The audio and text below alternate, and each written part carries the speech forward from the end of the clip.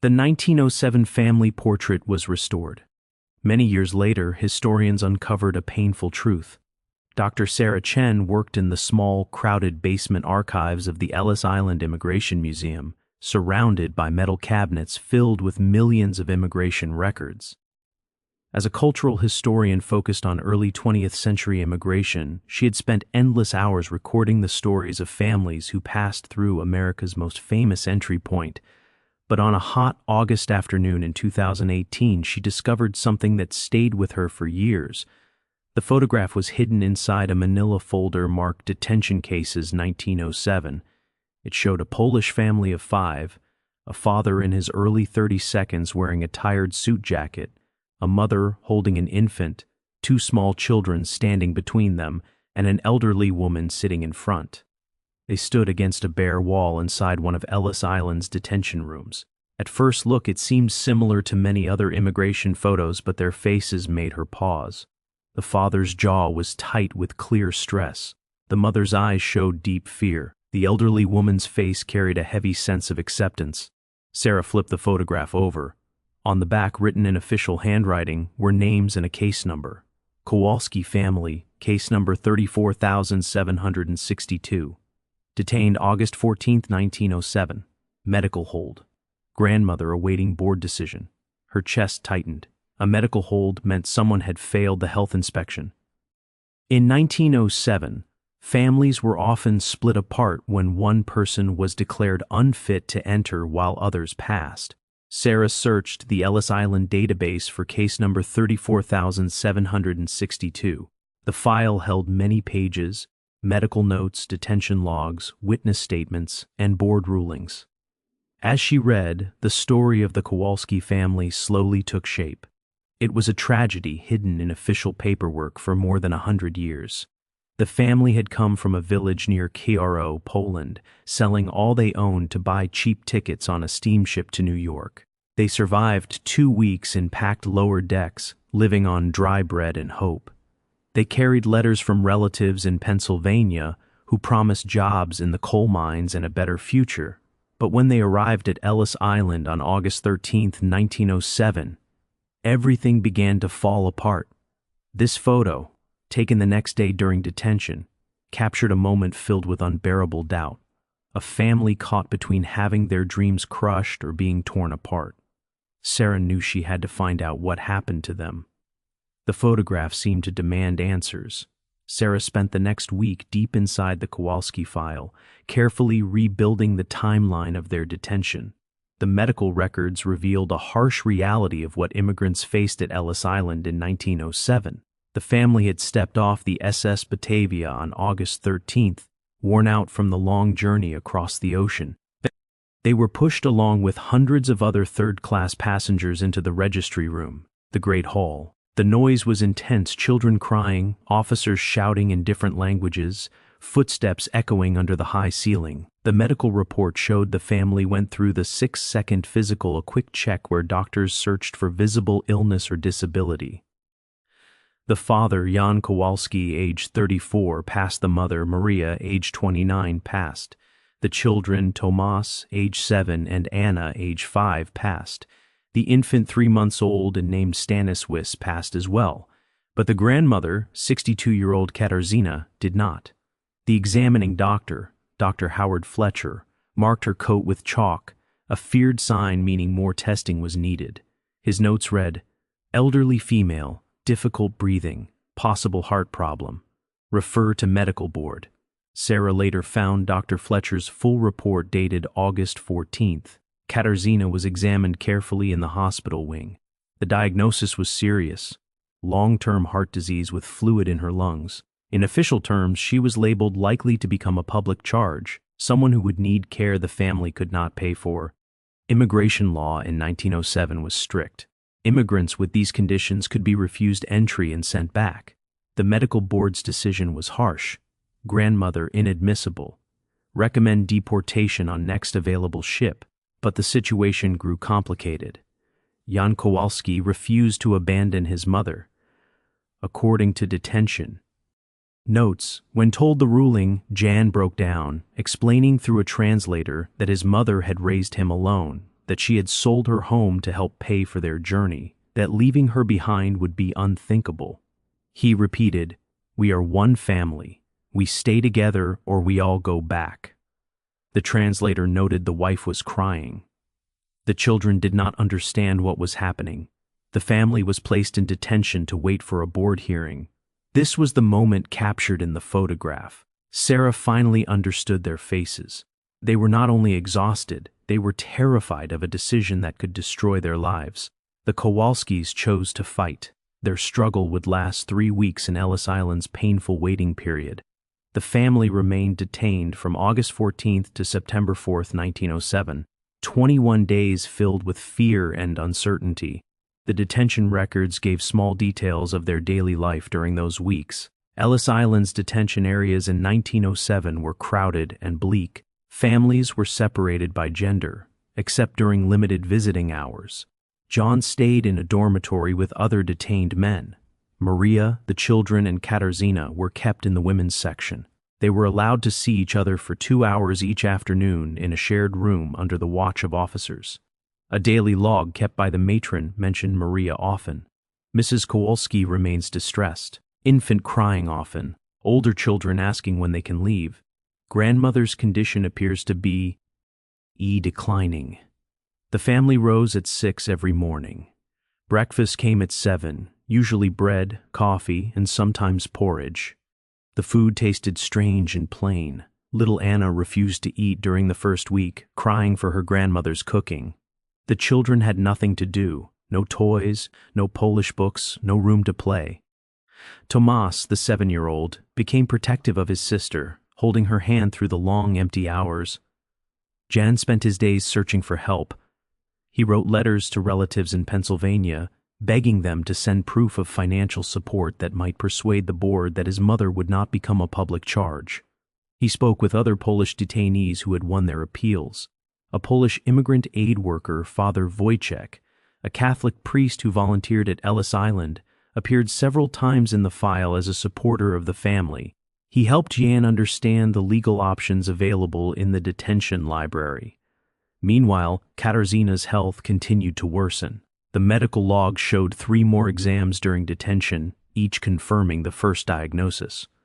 On August 22nd, a doctor wrote, "Patient experiencing increased difficulty breathing.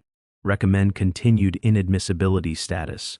But there was more in the records, something that exposed the harsh math behind Ellis Island. The detention center charged detainees for food and lodging.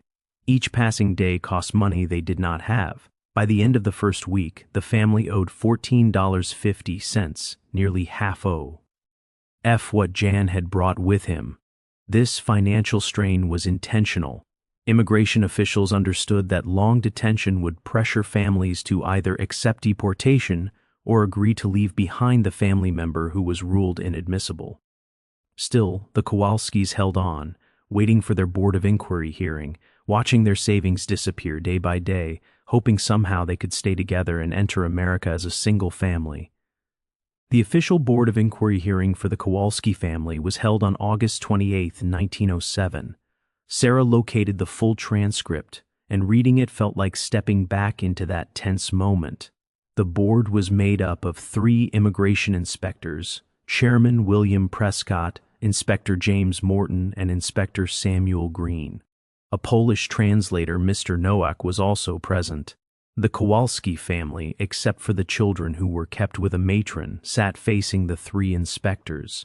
Chairman Prescott began. Case number 34,762, John Kowalski and family. This board meets to decide the admissibility of Mrs. Katarzyna Kowalski, age 62, currently held on medical grounds. Mr. Kowalski, do you understand why you are here? Through the translator, Jan replied, "Yes, sir. They say my mother is ill and cannot enter America. The medical board has ruled that your mother suffers from a chronic heart condition, making her likely to become a public charge," Prescott continued. "Do you challenge this finding?" "My mother is strong," Jan answered. "She worked her entire life. She raised me alone. Yes, she struggles to breathe, but she will not be a burden. I will work. I will care for her," Inspector Morton interrupted. Mr. Kowalski, the medical evidence is clear. Your mother will require ongoing medical care. Can you prove you have enough money to provide this care without relying on public hospitals or charity? Jan produced a letter from his cousin Pyotr in Pennsylvania, who worked in the coal mines. The letter stated that Jan had employment waiting and that the extended family would help support Katarzyna. Inspector Green read the letter with doubt. Your cousin earns $2.50 per day. He has a wife and 3 children of his own. How will he also support your family of 6, including an elderly woman needing medical care? Jan struggled to respond. The numbers were harsh and unavoidable. Father Wojciech, allowed to attend as an advocate, spoke up. The Polish community in Pennsylvania is tightly connected. They care for one another. There are mutual aid societies and church support systems. Mrs. Kowalski will not become a public charge. Inspector Prescott answered coldly. Father, we respect charitable efforts, but immigration decisions cannot rely on promises of community help. We deal with facts and legal standards. The hearing continued for 2 hours. At last, Chairman Prescott asked, Mr. Kowalski, if this board rules your mother inadmissible, what will you do? Will your immediate family enter the United States while your mother returns to Poland, or will all of you return together? The translator's notes recorded a long silence before Jan replied, We stay together, all of us or none of us. The board left to deliberate for 20 minutes while the family waited outside. When they returned, Chairman Prescott delivered the ruling. Sarah found herself rereading the decision several times, trying to grasp its cold logic. The official judgment, stamped and signed on August 28, 1907, was crushing. The board finds that Mrs. Katarzyna Kowalski is inadmissible under Section 2 of the Immigration Act of 1907 due to a chronic medical condition, likely to render her a public charge. However, recognizing Mr. Kowalski's stated desire to keep his family united, the board offers the following options. Option 1. The family may voluntarily return to Poland together at their own expense. No deportation mark will be placed on their records. Option 2, Mr. Kowalski, his wife Maria, and their 3 children may be admitted. Mrs. Katarzyna Kowalski will be deported to Poland, with the family responsible for the cost of her passage. Option 3, the family may appeal to the Commissioner of Immigration in Washington. During the appeal, the family will remain in detention at their own expense. Processing time is 4 to 8 weeks. With no guarantee of reversal, the family has 48 hours to decide. The Kowalskis were given 3 choices, each unbearable in its own way. Detention L. OGs from the following days revealed their suffering. The matron's note from August 29th read, Mrs. Kowalski spent the night crying. The infant did not sleep. Mrs. Katarzyna asked to speak privately with her son. Father Wojciech visited on August 30th, and his report offered insight into their struggle. I found the Kowalski family in deep distress. Jan is torn between his duty to his mother and his duty to his wife and children. Maria is terrified of returning to Poland, where they have nothing left. The children do not understand why they cannot all leave together. Mrs. Katarzyna told me privately that she wishes to return to Poland alone so her family may enter America. She says she is old, that she has lived her life, and that her grandchildren deserve their chance. But Jan refused to leave her. They were trapped by love, unable to move forward. During those 48 hours, Jan requested multiple meetings with immigration officials, desperately searching for a 4th option that did not exist. By August 30th, the family owed nearly $30 in detention fees, almost everything Jan had left. Sarah discovered a handwritten note dated August 30th, written in Polish and later translated. It was from Katarzyna to her son. My beloved Jan, I did not come to America to destroy your family's chance at a new life. You must go forward, take Maria and the children, and build the future we dreamed of. I will return to Krakow. Do not waste the money spent on my passage. Do not sacrifice your children's future for the comfort of an old woman. This is my final wish as your mother. Honor me by letting me go. The note was clipped inside the case file. In the end, the decision was made. The final ruling came on September 1st, 1907. Sarah found the entry in the file. Family has selected option 2. Mrs. Katarzyna Kowalski will be deported. Remaining family members will be admitted. Attached were documents showing how the choice was finalized and the price it carried. First was a formal statement signed by John Kowalski on August 31st. I, John Kowalski, acknowledge that my mother, Katarzyna Kowalski, will return to the Kingdom of Poland aboard the SS Deutschland, departing September 3, 1907. I accept full financial responsibility for her passage. I understand she is permanently inadmissible to the United States. I make this decision of my own free will. The phrase of my own free will was painfully ironic. The signature was unsteady and barely readable, as if Jan's hand had been shaking. A second document followed, a waiver signed by Katarzyna. I, Katarzyna Kowalski, voluntarily agree to return to Poland. I confirm that I am not under pressure. I understand this decision is final. The matron's log from August 31st added more detail. The Kowalski family spent their final hours together in the detention visiting room.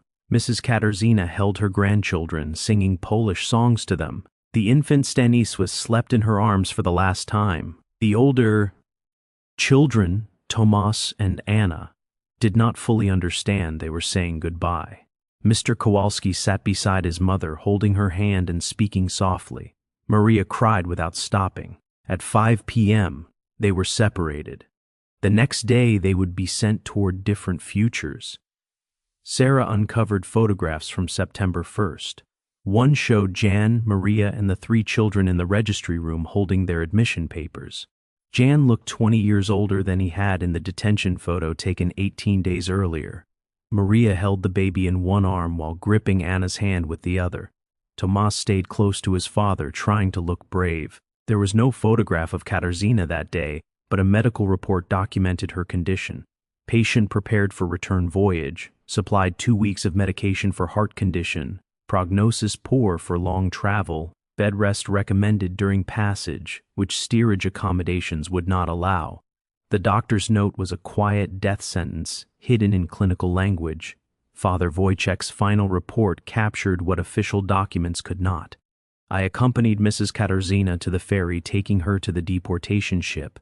She asked me to tell her son she forgave him, though there was nothing to forgive. She wanted her grandchildren to know their Bobia loved them. She wept when speaking of her grandson Stanisław, whom she had held so briefly. The separation was absolute. Jan and his family would take the ferry to Manhattan the next morning, while Katarzyna would board the SS Deutschland on September 3rd. They would never see each other again. Sarah's research revealed 2 diverging paths, the family that entered America and the grandmother sent back. What she found showed both triumph and tragedy. The Kowalski family's arrival in America was recorded in multiple sources. They ferried from Ellis Island to Manhattan on September 2nd, stepping onto American soil for the first time. From there, they traveled by train to Hazleton, Pennsylvania, where John's cousin Piotr lived. John began work at the Jed Highland Coal Company mine within a week.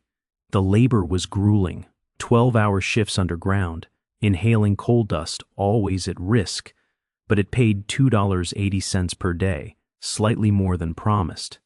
Maria supplemented the income by taking in laundry. The family lived in a small company house with Piotr's family, 11 people sharing 4 rooms. It was crowded, but they were together in America. The children adapted quickly. Tomas and Anna enrolled in elementary school, learning English alongside other immigrant children. Within 6 months, they could translate for their parents. Anna became close with an Italian girl named Rosa, yet Katarzyna's absence haunted them. Sarah discovered a 1,908 letter Maria had written to her sister in Poland. Every day, Jan wakes thinking of his mother. He asks me, "Did we do the right thing?" The children ask about Babsia. I tell them she is in heaven, though we have no confirmation. We write letters, but receive no response. Meanwhile, Katarzyna's return journey was recorded in ship manifests. The SS Deutschland's list for September 3rd included Katarzyna Kowalski, age 62, traveling alone in steerage, destination Cove. The voyage lasted 13 days. A medical note dated September 10th recorded severe respiratory distress treated with available medication, prognosis poor. The ship reached Hamburg on September 16th. Sarah found hospital records from Hamburg dated September 17th. Katarzyna Kowalski, age 62, admitted with severe heart failure and pneumonia. She never reached Cove. She died alone in a Hamburg charity hospital on September 23, 1907, exactly 40 days after arriving at Ellis Island full of hope. The record listed no family, no visitors, cause of death, cardiac failure secondary to congestive heart disease, complicated by pneumonia acquired during the voyage. She was buried in Hamburg's Old Dorf Cemetery in an unmarked pauper's grave. The Kowalski family would not learn of her death for 8 months. A letter arrived in May 1908, shattering the hope that she might still be alive and could return. Survival came at a steep emotional cost. The 1910 U.S. Census recorded them in Hazleton: Jan Kowalski, 37, coal miner Maria, 32, laundress Tomas, 10, Anna, 8, Stanislas, 3. They were Americans now, just names on a ledger. Sarah found evidence of the emotional toll. In St. Stanislaus Catholic Church archives, she discovered that in 1909, Jan donated $50, almost 3 weeks of wages, for memorial masses for his mother. The priest noted, Mr. Kowalski requests monthly masses for his mother's soul. He is consumed with guilt and grief. Confession notes indicate he believes he abandoned her to death. The family never spoke of Ellis Island to neighbors. A preserved letter from Tomas later read, My father told me we must never speak of what happened to Babsia. He said America gave us opportunity but took a terrible price. We must work hard to make sure her sacrifice was not wasted. Jan worked in the mines for 18 years. In 1915, he was injured in a cave-in, suffering crushed ribs and damaged lungs, unable to work underground. Tomas, then 15, left school to work in the mines. Maria continued taking in laundry, her hands scarred from soap. Anna helped while working in a textile mill. Even young Stanislas contributed by selling newspapers. The family saved obsessively. A 1920 newspaper article listed them as a Polish immigrant success story. Jan Kowalski and his family had saved enough to buy their own home, rare for immigrants. When asked about his success, Jan said simply, We owe it to someone who gave everything for us, but success could not erase trauma. Sarah found psychiatric records from 1922 showing Maria admitted for severe depression. Intake notes read, Patient exhibits obsessive guilt over immigration decision leading to death of family member. She spent 3 months hospitalized. Upon returning home, E was quieter, more withdrawn. Jan died in 1925 from mining injuries at age 52. Funeral records noted his last words in Polish. Will I see my mother again? Will she forgive me? Maria lived with Anna, becoming obsessively religious, attending daily mass, lighting candles, and praying constantly. A granddaughter remembered, Babsia Maria kept a photograph of an old woman we never met. She always left a candle lit by it. When we asked who it was, she cried and said, That is my mother, whom we left behind. It was the detention photograph from Ellis Island, the only image of the whole family together, taken August 14, 1907. Sarah's investigation then took an unexpected turn. She began tracing living descendants of the Kowalski family through 3 generations. Thomas Kowalski lived until 1968. He married Helena in 1924, and together they had 4 children. He worked in the mines until 1945, then became a union organizer, fighting for better conditions, likely shaped by memories of his father's injuries. Anna married Jeppe Romano in 1921. They had 6 children and ran a small grocery store. Anna became known for her generosity, often giving credit to families who couldn't pay. Her daughter remembered, My mother always said, We know what it's like to have nothing. We know what it's like to be at the mercy of others. Stanislas, the infant held by his grandmother for the last time on August 31, 1907, grew up with no conscious memory of Katarzyna or Ellis Island. But The trauma was passed down nonetheless. He served in World War II, returned to Pennsylvania, became a mechanic, and struggled with alcoholism. His son told Sarah, "My father never talked about family history, but sometimes when he drank he would say things like, 'They left her behind.' I didn't understand until my Aunt Anna explained Ellis Island. In 2018, 3 grandchildren of the original family were still alive: Robert Kowalski, 86, Marie Romano Castellano, 79, and Thomas Kowalski Jr., 73. Sarah reached out to them. Marie was the first to respond, inviting Sarah to her Philadelphia home. What happened there changed everything. Marie's townhouse was full of family photographs.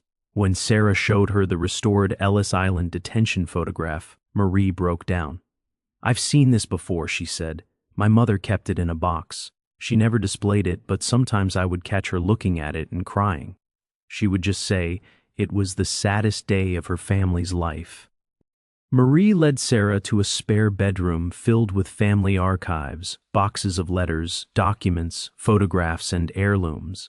In one box, Sarah found something extraordinary: letters written by Katarzyna during her final days in Hamburg. The letters had been discovered in 2005 by a distant cousin doing genealogical research.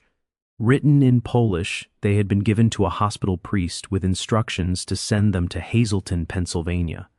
The priest, unsure of the exact address, had kept them in parish records. Over a century later, they had finally reached the family. Sarah had them translated by a Polish scholar. The contents were heartbreaking. One letter, dated September 19, 1907, 4 days before her death, was addressed to Jan. "My dearest son, I am writing from a hospital in Hamburg. I am not well, but do not worry. I am at peace. I want you to know I hold no anger in my heart. You did what any father would do." The letter continued for 2 pages, full of love, forgiveness, and hopes for grandchildren she would never see grow up. At the bottom, in a shakier hand, she wrote, "Jan, do not let grief ruin the life you have built. Your mother's last gift to you is this. Live without guilt. I chose this. I release you from any responsibility for my fate. Be happy in America. That is all I ever wanted."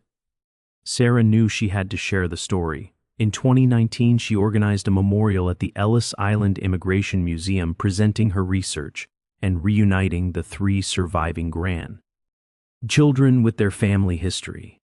The event took place in the Great Hall, the same room where the Kowalskis had first entered on August 13, 1907. More than 200 people attended, including descendants, historians, immigration advocates, and visitors. Robert, Marie, and Thomas sat in the front row as Sarah displayed the restored detention photograph on a large screen. For the first time, many family members saw their ancestors at that critical moment. Jan and Maria, the children, and Katarzyna, the great-grandmother they had never known. Sarah explained the medical examinations, the impossible choices, the separation, and Katarzyna's lonely death in Hamburg. She shared the letters that had finally reached the family after more than a century. As she read portions aloud, there was not a dry eye in the room.